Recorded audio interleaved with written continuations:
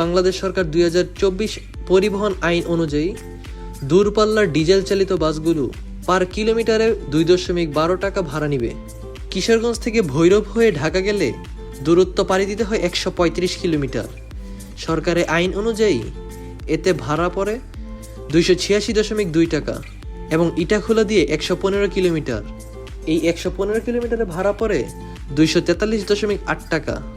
দূরত্ব কমেছে 20 কিলোমিটার, ভাড়া কমার কথা ছিল 40 টাকা।